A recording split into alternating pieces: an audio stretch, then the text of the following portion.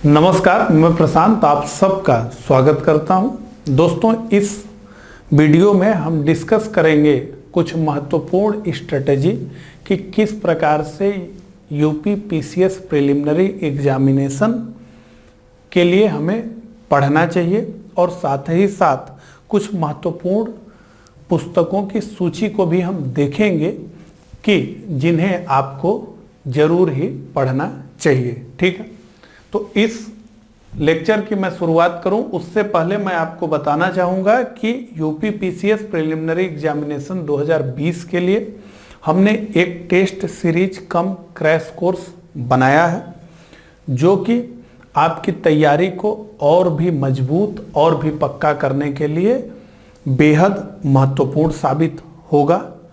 ये test series कम crash course किस प्रकार से बनाया गया है, ये आपके लिए कितना हेल्पफुल है, ये जानने के लिए या आपको समझाने के लिए हमने इस टेस्ट सीरीज के पहले टेस्ट को फ्री रखा है डेमो के रूप में, जिसका कि आपको लिंक इस वीडियो के डिस्क्रिप्शन में भी मिल जाएगा। और डिकोड एग्जाम लिख करके आप अगर हमारे मोबाइल ऐप को डाउनलोड करें, साइन अप करके टेस्ट के सेक्शन में जाएं तो वहां पर भी आपको डेमो पीडीएफ का लिंक मिल जाएगा। तो डेमो पीडीएफ को डाउनलोड करके एक बार अच्छे से पढ़िए, समझिए कि हमने किस प्रकार से इसे बनाया है। अगर आपको पसंद आए तो ऐप पे ही ज्वाइन करने के लिए बटन दिया गया है, पेमेंट करके आप जुड़ सकते हैं।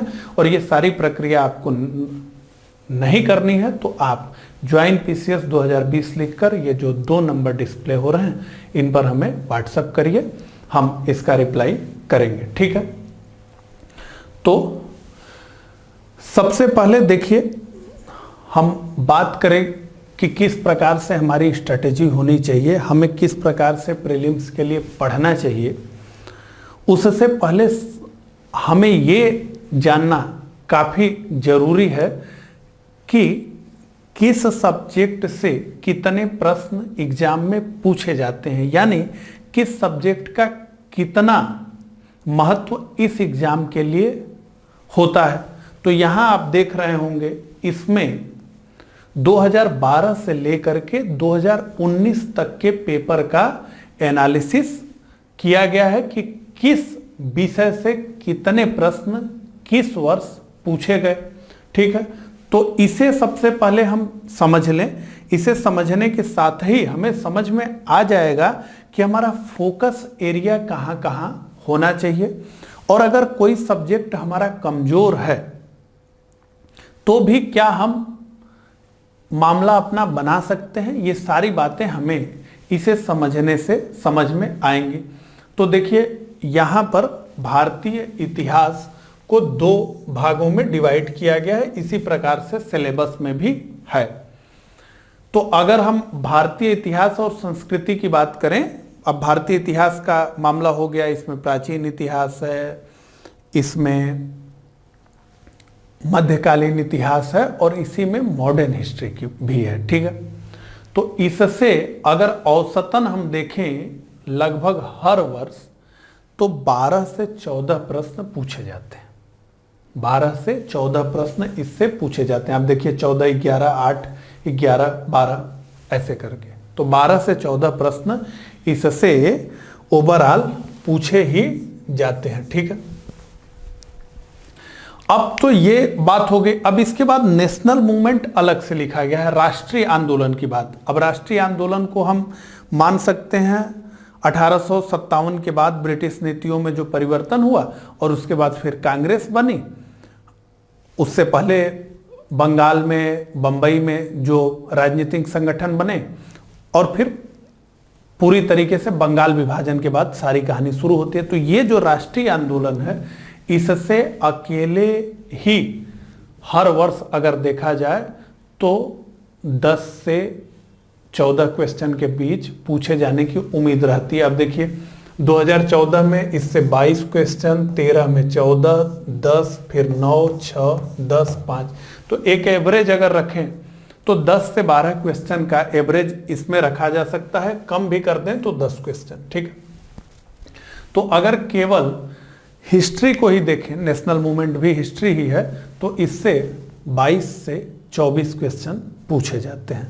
अब यहाँ पर एक एक बातें हम करते हुए चलेंगे। अगर इतिहास की बात हम करें, जैसे प्राचीन इतिहास की बात करें, जैसे मध्यकालीन इतिहास की बात करें, तो इसमें क्या है, बहुत सारी चीजें पढ़नी है, बहुत सारी किताबें हैं, ठीक है, और चीजें ठीक प्रकार से याद नहीं हो पाएंगी, समय भी बहुत अधिक देना होगा। तो मेरी हमेशा से ये सलाह रहती है कि एंशिएंट और मेडाइवल हिस्ट्री में आप कितना भी मजबूत तैयारी कर लें, अगर एग्जामिनर मन से चाहेगा क्वेश्चन बनाना, तो आप जो है कितना भी अधिक अच्छी तैयारी करने के बाद भी उसका बहुत अच्छा मतलब 10 में से 5-6 से ज़्यादा क्वेश्चन सही नहीं कर सकते। अगर एग्जामिनर इस मूड पे आ गया, अभी 2019 के ही पेपर को देख लीजिए, और जिसकी हिस्ट्री आपको लगती हो अच्छी हो, उसके सामने ले जा करके उससे सॉल्व कराइए, आपको हकीकत पता चल जाएगी। हाँ, मॉडर्न हिस्ट्री में उतना स्कोप नहीं है क्वेश्चन बनाने का, तो चीजें ठीक रहती है। और अगर राष्ट्रीय आंदोलन की बात करें, तो राष्ट्रीय आंदोलन को पढ़ना भी आसान है, समझना भी आसान है, और याद करना भी आसान है, चीजों को रिलेट करना भी आसान है, और क्वेश्चन भी इससे बहुत टफ नहीं पूछे जाते हैं। तो इसमें मैं कह सकता हूं कि अगर 12 क्वेश्चन पूछा जाए तो 8 से 10 आप कर लेंगे। तो मैं हमेशा से ये कहता हूं कि modern history plus national movement पर आपका जोर होना चाहिए, और अगर ईश्वर चाहेंगे तो 12 से 15 क्वेश्चन यहीं से निकल करके आएगा। मेडाइवल और एंशिएंट एक हिसाब से पढ़ लीजिए, उस पर बहुत अधिक समय और ऊर्जा खर्च करने की जरूरत नहीं है, क्योंकि कितना भी समय और कितनी भी ऊर्जा अगर आप झोंक देंगे, लेकिन उसमें गारंटी आपको नहीं मिल पाएगी। तो इसलिए मॉडर्न और नेशनल मूवमेंट का कॉम्बिनेशन अगर आप बनाएं, तो आप 15 में से 12 क्वेश्चन भी सही कर लेंगे। आप पेपर का एनालिसिस कर लीजिएगा, आपके पास होगा, तो आपको समझ में आ जाएगा कि क्वेश्चन का लेवल उतना नहीं होता, ठीक है।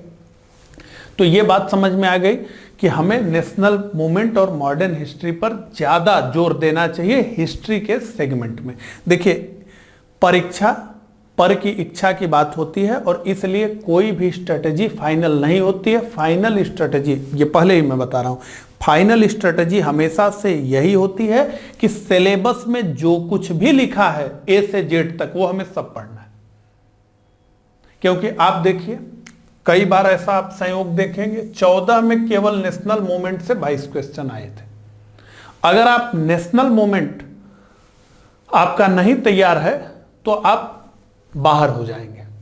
इसी प्रकार से कई वर्षों में आप चौंकाने वाली चीजें देखेंगे। इस टॉपिक से देखिए 12 में 26 क्वेश्चन आ गए थे, ठीक है।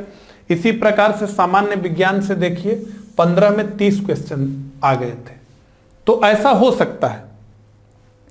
तो सबसे अच्छी स्ट्रेटेजी तो होती है कि सब चीजें पढ़ी जाए, लेकिन फिर भी कुछ फोकस एरिया तो हमें रखना ही होगा। तो हमें ज्यादा मेहनत कहाँ करनी है, मॉडर्न हिस्ट्री पर करनी है, नेशनल मूवमेंट पर करना है। आप भी पेपर का एनालिसिस कर लीजिएगा। एनालिसिस करने के बाद आप देखिएगा कि नेशनल मूवमेंट से जुड़े हुए कितने क्वेश्चंस के आप जवाब दे पा रहे हैं, और एंशिएंट और मेडाइवल से जुड़े हुए कितने प्रश्नों के जवाब आप दे पा रहे हैं। ऐसे प्रश्न देखिएगा जो बार बार रिपीट ना हो या बहुत फेमस हो, तो उसका उत्तर आपको पता होगा। तो ये बात पता चल गई। अब दूसरे नंबर पे आता है संविधान एवं राज्य व्यवस्था। इससे बहुत ज्यादा क्वेश्चन पूछे जाते रहे। अगर आप देखिए तो 20, 15, 19, 23, 21, 19, 19, 18, तो 20 के आसपास क्वेश्चन तो आपको इंडियन पॉलिटी से मिलता है, और इसमें चीजों का दोहराव भी होता है। लेकिन इस बार कई क्वेश्चन भारतीय राज्य व्यवस्था में बहुत कठिन भी देखने को मिले, और बहुत सारे क्वेश्चन बहुत आसान भी देखने को मिला। जैसे पंचायती राज में, पंचायती राज दिवस कब होता है, या 11वीं अनुसूची में कितने विषय दिए गए हैं, ऐसे बहुत से आसान प्रश्न भी थे। और कैग से जुड़ा हुआ एक प्रश्न बहुत ही मुश्किल था। प्रस्तावना से जुड़ा हुआ एक प्रश्न जो आया था, उसके विधिक पक्ष को लेकर, लीगल साइड को लेकर के, वो भी काफी कठिन था, ठीक है। तो ऐसे में भारतीय राज्य व्यवस्था हमेशा से जो तैयारी करने वाले छात्र हैं उनके बीच एक पॉपुलर सब्जेक्ट इस लिहाज से रहा है कि इसे तैयार करना भी बेहद आसान है और लंबे समय तक चीज़ों को याद भी रखा जा सकता है और इसमें अधिक स्कोर किया जा सकता है। अगर ये सब्जेक्ट आपका बहुत अच्छा तैयार है और 25 क्वेश्चन पूछा जाए, जो अभी तक पैटर्न था, अगर पैटर्न बढ़ेगा तो निश्चित रूप से आपको दिक्कत होगी। और इसलिए मेरी तो सलाह अब आपके लिए यही है कि केवल फैक्ट मत रटिए। अब फैक्ट रटने से शायद काम नहीं चलने वाला है। अब पूरी बात को समझिए, फैक्ट को याद करिए, कॉन्सेप्ट को भी समझते हुए चलिए, ठीक है। तो अच्छे तरीके से अगर आप पॉलिटी को तैयार करते हैं तो पॉलिटी एक ऐसा सब्जेक्ट है जिसमें कि 20 में से 16 सही किया जा सकता है, 20 में से 18 सही किया जा सकता है, ठीक है। तो ये एक बहुत अच्छा सब्जेक्ट है, ठीक है। और लगभग ये मॉडर्न हिस्ट्री के आसपास ही का सब्जेक्ट है। बहुत सारी चीज़ें मॉडर्न हिस्ट्री से, नेशनल मूवमेंट से जुड़ी हुई चीज़ें हैं। तो ये 2 सब्जेक्ट अगर आप तैयार करते हैं तो यहीं से आपको करीब करीब 35 से 40 क्वेश्चन मिल जाते हैं। और कुल मिलाकर के 150 क्वेश्चन का एग्जाम है, तो हमें कितना सही करना है? क्या हमें 140 सही करना है? नेगेटिव मार्किंग है, माइनस मार्किंग हमको पता है, नहीं। तो क्या 130 सही करना है? नहीं करना है। 120 वो भी नहीं करना है। 110 शायद वो भी नहीं। तो 100 के आसपास हमें स्कोर करना है, ठीक है। तो यही 2 सब्जेक्ट 35 से 40 क्वेश्चन आपका कर देंगे। अब देखिए, इसमें 2 सब्जेक्ट बहुत महत्वपूर्ण दिखते हैं। एक तो जियोग्राफी दिखता है और एक सामान्य विज्ञान और प्रौद्योगिकी दिखता है। लेकिन अभी तक यूपी पीसीएस में जो देखा गया है उसमें केवल सामान्य विज्ञान से ही क्वेश्चन दिखते हैं, यानी जनरल साइंस से ही क्वेश्चन दिखते हैं। अभी टेक्नोलॉजी से क्वेश्चन नहीं दिखते हैं। और इसी के उलट अगर यूपीएससी की बात करें तो यूपीएससी में टेक्नोलॉजी से जुड़े हुए क्वेश्चन बहुत अधिक दिखते हैं और जनरल साइंस से जुड़े हुए क्वेश्चन नहीं दिखते हैं। तो ऐसे में अगर केवल जनरल साइंस की बात हो और बहुत प्रश्नों का घुमाव ना हो तो जनरल साइंस बहुत अच्छा वेटेज लेकर के आता है पीसीएस में, ठीक है। पहले तो इसके प्रश्नों में काफी दोहराव भी थे और बहुत सारी चीजों को पढ़ना भी नहीं है इसमें। अगर आपका साइंस का थोड़ा भी बैकग्राउंड हो, अगर आप इस पे मेहनत करें तो यहाँ से श्योर 60 नंबर निकाला जा सकता है। जैसे देखें आप 21, 12, ठीक है, 14, 27, 30, 21, 24, 20, तो लगभग 22 से 25 प्रश्न की आप इससे आशा रख सकते हैं। 20 से 25 तो निश्चित रूप से, ठीक है। तो जनरल साइंस अगर आपका मजबूत है या फिर इसमें थोड़ी भी रुचि है, अगर आप इसे मजबूत कर लें तो ये बहुत बड़ा हथियार के रूप में प्रीलिम्स के लिए ये सब्जेक्ट साबित होने वाला है। यहाँ से काफ़ी नंबर उठाया जा सकता है। उसी तरीके से भूगोल की अगर बात करें तो ये भी भूगोल और सामान्य विज्ञान ये दोनों बराबर के वेटेज का। तो आप ये देखिए, यहाँ से आपको 22 से 25 क्वेश्चन मिल जाएंगे, ठीक है। हम जियोग्राफी की बात कर रहे हैं, ठीक है। तो इसका कॉम्बिनेशन आप बना सकते हैं, ये ठीक है। ये 2 कॉम्बिनेशन बन सकता है, ठीक है ना। अगर इसको हटा दें कि नेशनल मूवमेंट, संविधान, राज व्यवस्था और सामान्य विज्ञान या फिर भूगोल। देखिए, एक चीज तो हम ये मान ही के चल रहे हैं कि सामान्य जानकारी हर सब्जेक्ट की हमारे पास है। किसी भी सब्जेक्ट से अगर 20 क्वेश्चन पूछा जाएगा तो 6-7 तो हम कर ही लेंगे। अब इतना हमको है हमारे अंदर कि 6-7 हम सही कर लेंगे। अब क्या करना है, कुछ फोकस एरिया रखना है, ठीक। हालांकि अभी देखिए, अभी जो मामला है वो ये है कि आपके पास टाइम मिल गया है, ठीक है। आप सभी सब्जेक्ट को फोकस कर सके इतना टाइम मिल गया है। अभी योगी जी ने कह दिया है कि 30 जून तक जो है कोई भी सामूहिक चीज नहीं होगी। तो निश्चित रूप से ये माना जा सकता है कि अब अगस्त सितंबर में ही एग्जाम की बात होगी। तो अभी आपके पास काफी अधिक समय बचा है। अभी 21 जून डेडलाइन थी तो बहुत सारी स्ट्रेटेजी की बात हो रही थी, ठीक ना।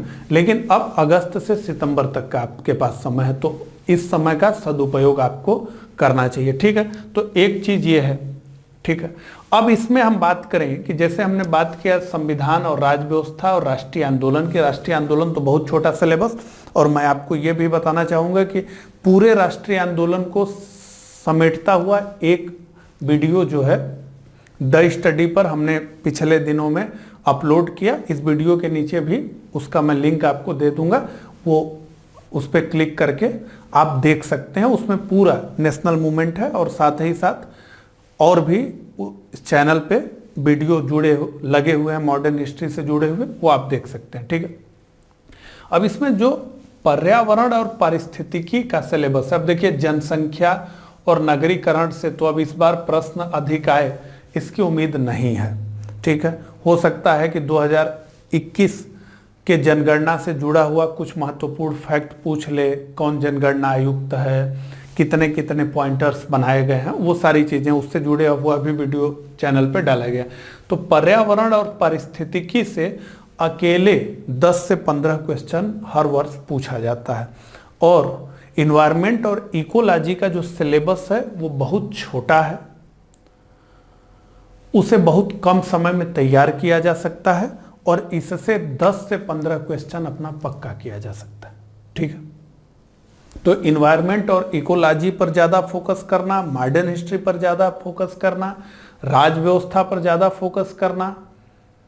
ठीक है, साइंस और ज्योग्राफी बहुत महत्वपूर्ण है। अब अंतिम बात आए अगर उत्तर प्रदेश विशेष की, तो उत्तर प्रदेश विशेष से क्वेश्चन 19 में तो देखने को ही नहीं मिला, और हर वर्ष हम देखते हैं कि 3 से 4 क्वेश्चन इससे आता है। अब कोई चमत्कार हो जाए तो अलग बात है, नहीं तो इसमें जो उत्तर प्रदेश के महत्वपूर्ण मेले हैं, उत्तर प्रदेश के जो महत्वपूर्ण संस्थान हैं, ठीक है, अनुसूचित जाति जनजाति से जुड़े हुए जो महत्वपूर्ण तथ्य हैं, इतना ही याद करने की इससे जो है जरूरत है। ठीक है, और इकोनॉमी की अगर हम बात करें, ठीक है, अब इस चैनल पे हम लोग इकोनॉमी के वीडियो को अपलोड कर रहे हैं, तो इसमें ज़्यादातर करंट अफेयर्स के क्वेश्चन हैं। अगर कॉन्सेप्ट पर आयोग जोर देगा तो जो कॉन्सेप्चुअल लेक्चर हैं इकोनॉमी में, जैसे जीडीपी, जीएनपी,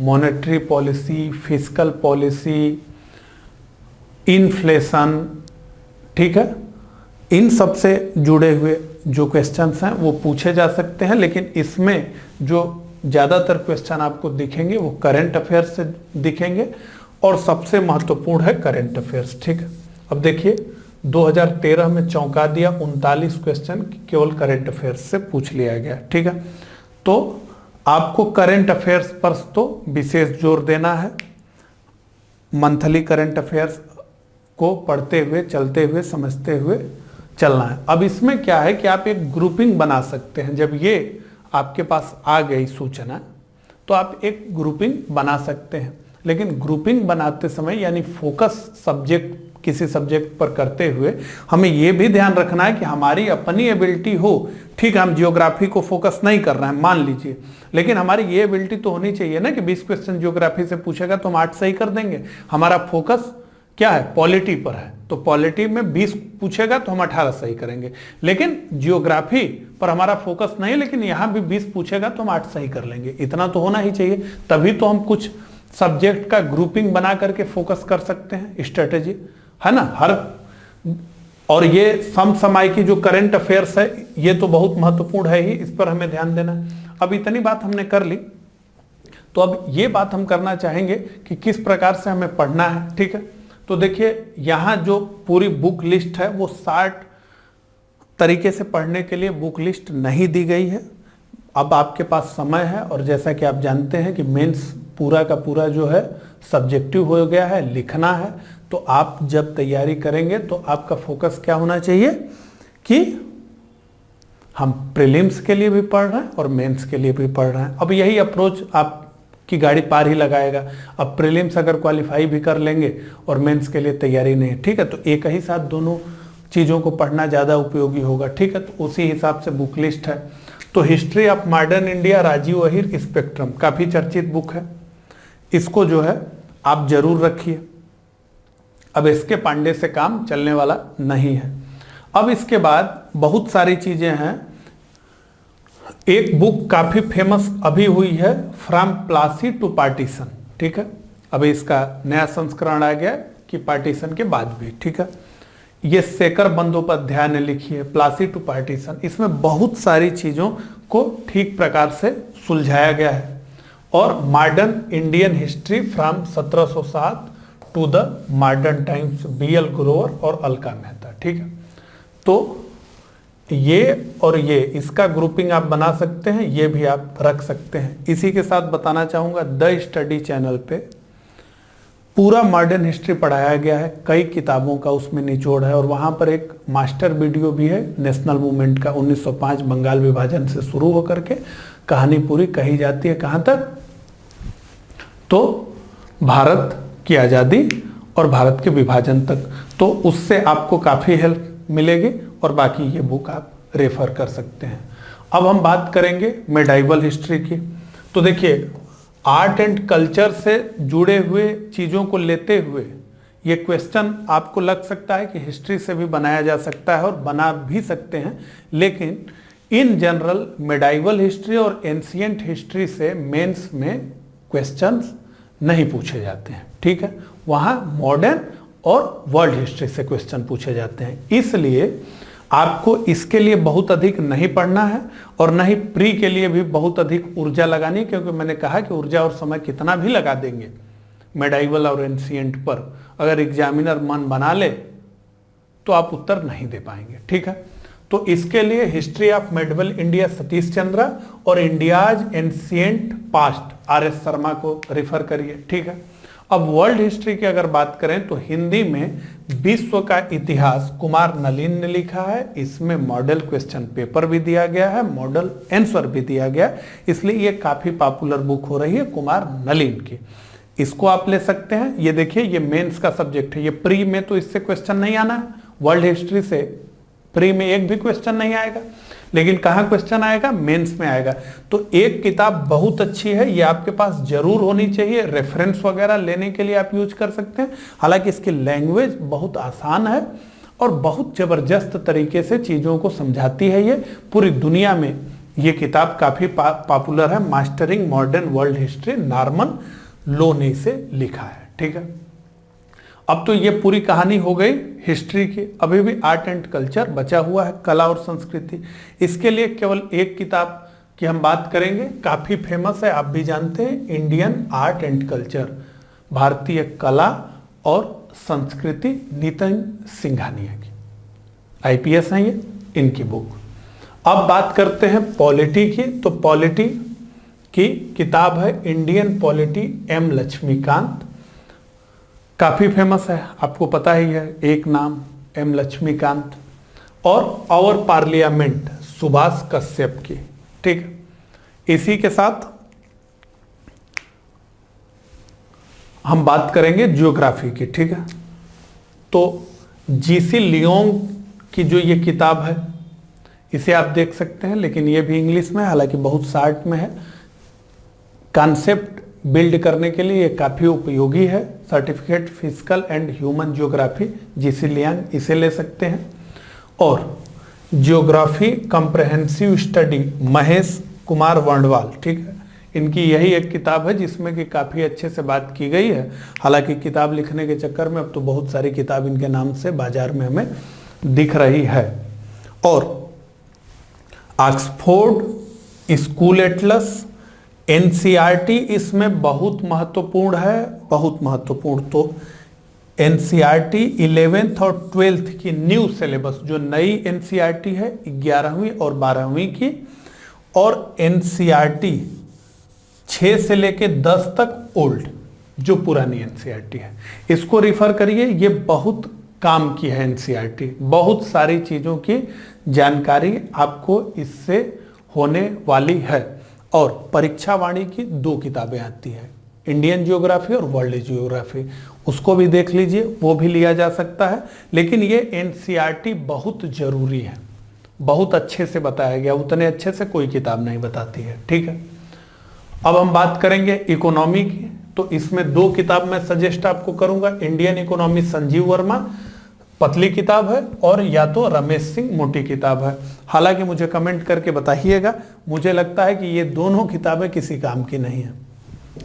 हालांकि ये सीधे सीधे मैं बोल दिया, मैं इसको दूसरे तरीके से बोलता हूँ कि ये दोनों किताबें भी पढ़ने के बाद कुछ समझ में आता नहीं है। मेरी बात से कितने आप एग्री हैं वो कमेंट करके मुझे बताइए।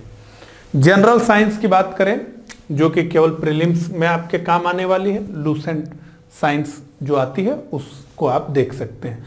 अगर हम टेक्नोलॉजी की बात करें तो इसमें परीक्षा मंथन की भी आती है और दृष्टि पब्लिकेशन की भी बुक आती है। ठीक है, दृष्टि पब्लिकेशन, ये दोनों अच्छी हैं। इन्वायरमेंट और इकोलॉजी की बात हम करें तो दृष्टि पब्लिकेशन की जो बुक है काफ़ी अच्छा फिगर उगर बनाया गया है, वो अच्छी है। और इथिक्स, इंटीग्रिटी एंड एप्टीट्यूड की बात हम करें, मेंस का ये सब्जेक्ट है, जीएस सुब्बाराव और पीएन राय चौधरी, इनकी किताबों को आप देख सकते हैं। तो ये हमने बुक लिस्ट की बात की। अगर कुछ चीज़ छूटी हो तो आप कमेंट करके मुझे बताइएगा और कमेंट करके ये भी बताइएगा कि मेरी बातों से आप कितने सहमत हैं और मेरा ये प्रयास आपको कैसा लगा। तो मिलता हूँ इसी तरह के अगले लेक्चर में, तब तक के लिए आप सभी को नमस्कार।